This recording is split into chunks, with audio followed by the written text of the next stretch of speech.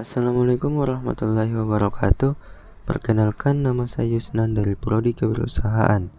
Pada kesempatan kali ini, saya akan membahas materi tentang entrepreneur mindset. Yang pertama yaitu the basic concept of the entrepreneurship mindset.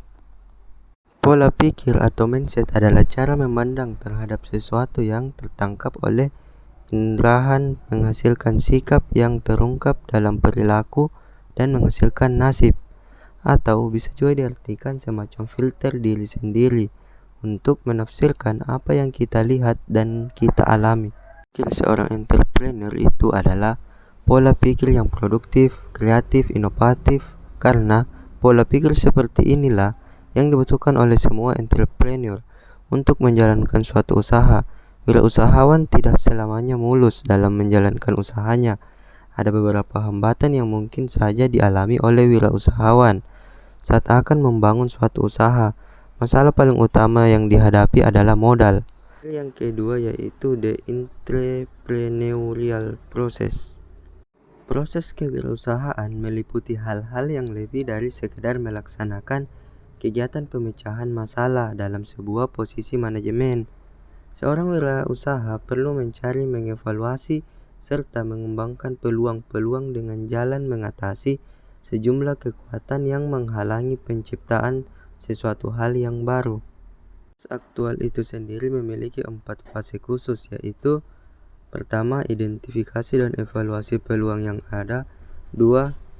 Kembangkan rencana bisnis. 3. Sumber-sumber daya yang diperlukan. 4. Laksanakan manajemen usaha tersebut. Materi yang ketiga yaitu the opportunity.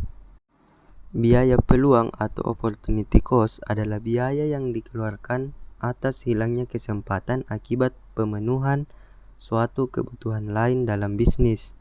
Biaya peluang menjadi biaya ekonomi yang harus dikeluarkan untuk suatu kegiatan produksi barang atau jasa yang berkaitan dengan pilihan aktivitas lain yang dikorbankan. Dengan kata lain, biaya peluang diukur dari kebermanfaatan yang ditinggalkan untuk memilih kegiatan lain. Ciri biaya peluang. Biaya peluang juga memiliki karakteristik atau ciri-ciri khusus. Berikut ciri-ciri biaya peluang yang dimaksud. 1. Biaya peluang dihitung tidak selalu berkaitan dengan uang. Biaya peluang juga bisa dikaitkan dengan waktu, rasa senang, keuntungan di masa depan, dan hal-hal yang lainnya. 2. Menentukan pilihan biaya peluang akan sangat tergantung pada maksud dan kondisi masing-masing orang atau perusahaan. 3. Perusahaan peluang memiliki banyak kemungkinan terkait dengan kegunaannya. 4. Biaya peluang biasanya merupakan kebutuhan sekunder atau tersier. Materi yang keempat yaitu ecopreneurship. Ecopreneur diartikan sebagai entrepreneur yang memfokuskan diri kepada perjuangan yang ramah lingkungan, mencoba melaksanakan bisnis yang mempersembahkan laba kepada lingkungan mereka, memproduksi barang-barang yang ramah lingkungan dan segala cara memproduksi barang tersebut dengan cara yang memperhatikan kelestarian lingkungan. Isu wacana lingkungan ketika ini menjadi perhatian pokok setiap elemen bangsa di seluruh dunia. Isu tersebut sangat sensitif bagi masyarakat, apalagi ketika ini sebagian masyarakat sudah bersedia membeli suatu produk dengan harga yang sedikit lebih mahal asalkan produk tersebut ramah lingkungan. Wirausaha adalah orang yang memahami peluang bisnis baru, mengambil resiko pribadi untuk mengubah ide itu menjadi kenyataan, mengidentifikasi usaha komersial baru, berpikir di luar otak, menyatukan uang orang dan teknologi, meluncurkan dan mengembangkan usaha bisnis. Sociopreneur adalah jenis usaha atau bisnis yang bertujuan tidak hanya untuk mengambil keuntungan atau profit semata, namun terdapat juga unsur sosial di dalamnya. Bisnis yang tidak memiliki tujuan untuk menimbun kekayaan bagi diri sendiri ini mampu berkontribusi mensejahterakan rakyat. Jenis usaha sociopreneur pun beraneka ragam, mulai dari kesehatan, pendidikan, bahkan hingga lingkungan. Usaha sociopreneur. Usaha sociopreneur sangat beragam dan berasal dari bidang berbeda. Di Indonesia sendiri terdapat beberapa contoh nyata dari usaha social entrepreneur. 1. Usaha kerajinan tangan. 2. Bisnis pertanian. 3. bidang kesehatan seperti klinik asuransi sampah, 4 usaha mode dan retail, 5 bidang energi dan lingkungan seperti waste change. Materi yang keenam yaitu Ecopreneur Presentation. Produk Ecopreneur yang ramah lingkungan. Produk Ecopreneur adalah salah satu solusi dalam mengatasi permasalahan lingkungan, karena terdapat beberapa produk Ecopreneur yang mendaur ulang sampah dan limbah yang dapat merusak lingkungan. Sampah dan limbah merupakan zat kimia, energi yang tidak mempunyai nilai guna dan memiliki kecenderungan untuk merusak segala yang di sekitarnya. Sampah yang menumpuk akan dapat menyebabkan munculnya berbagai penyakit, serta dapat meningkatkan volume sampah yang ada di tempat pembuangan terakhir atau TPA, dan secara tidak langsung sampah menumpuk akan berpengaruh pada perubahan iklim akibat adanya kenaikan temperatur bumi, atau yang lebih dikenal dengan pemanasan global. Materi yang ketujuh yaitu Sociopreneurship Presentation. Perkembangan entrepreneur sejalan dengan kemajuan teknologi informasi, merubah cara pandang manusia terhadap perubahan lingkungan, terutama pada pertumbuhan ekonomi yang tidak sejalan dengan kesejahteraan masyarakat. Gap kemiskinan dan kesejahteraan menjadi isu yang belum pernah habis. Yang kedelapan yaitu franchising. Franchising adalah sistem pemasaran atau distribusi barang dan jasa, di mana sebuah perusahaan induk memberikan kepada individu atau perusahaan lain yang berskala kecil dan menengah hak istimewa untuk melakukan suatu sistem usaha tertentu dengan cara tertentu, waktu tertentu, dan di suatu tempat tertentu. Faktor penting yang harus diperhatikan sebelum bisnis waralaba. Yang pertama yaitu keberadaan pemberi waralaba dan penerima waralaba dalam suatu hubungan yang terus-menerus. Yang kedua, kewajiban untuk menggunakan nama dan sistem pemberi waralaba dan patuh pada pengendaliannya.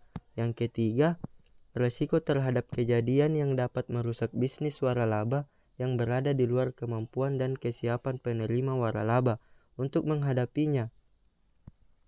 Yang keempat yaitu kemampuan pemberi waralaba untuk tetap memberikan jasa sesuai dengan standar yang telah ditetapkan yang dianggap bernilai dan wajar yang bisa membuat bisnis waralaba tersebut berhasil. Yang kesembilan yaitu family business.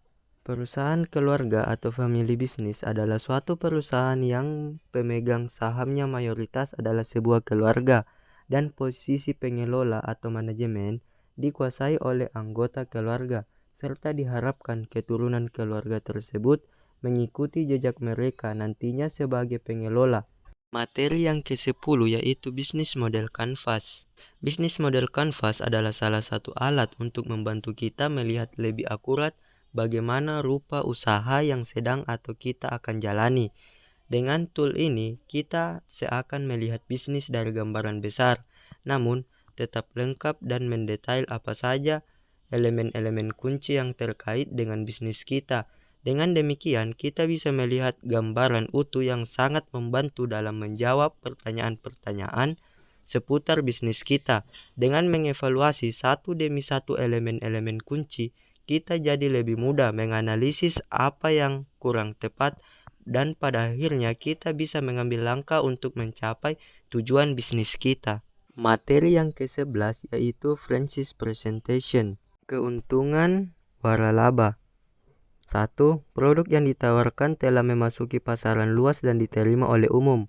2. Penerima lisensi tidak perlu melakukan promosi perusahaan induk. 3. Memperoleh bantuan manajemen bidang akunting, personalia, marketing, dan produksi. Materi yang ke-12 yaitu family business presentation. Teori perusahaan keluarga. Menurut Poza 2007 menyatakan bahwa hingga saat ini ada dua teori yang digunakan sebagai dasar penelitian perusahaan keluarga, yaitu teori sistem perusahaan keluarga dan teori keagenan. Teori sistem perusahaan keluarga dipakai untuk menjelaskan fenomena interaksi antara subsistem dalam perusahaan keluarga, sedangkan teori keagenan digunakan untuk menjelaskan perilaku agen dalam menyikapi biaya yang timbul akibat adanya informasi yang tidak simetris. Materi yang ke-13 yaitu bisnis model canvas presentation.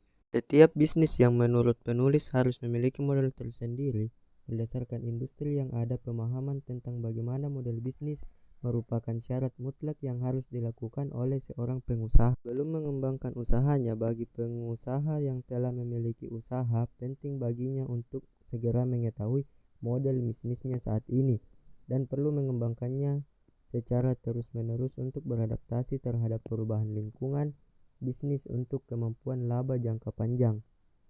Model bisnis menyederhanakan realitas bisnis yang kompleks menjadi elemen-elemen pokok yang mudah untuk dibuat. Pada umumnya, orang mengenal bisnis plan atau studi kelayakan sebelum memulai sebuah bisnis. Namun, bisnis plan dibuat dengan sangat rinci padahal masih banyak asumsi yang belum terbukti.